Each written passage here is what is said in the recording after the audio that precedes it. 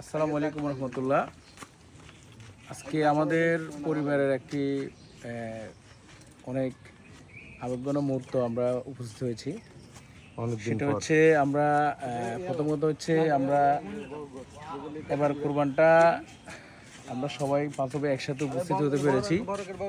দীর্ঘ অনেক বছর পর বড় ভাই এবং মেজো ভাই বিদেশ থাকাকালীন সময় এটা হতো না। তো এবারে কোরবানিটা হচ্ছে আমাদের একদম স্পেশাল, পুরো একবারে স্পেশালি বলবো আমি।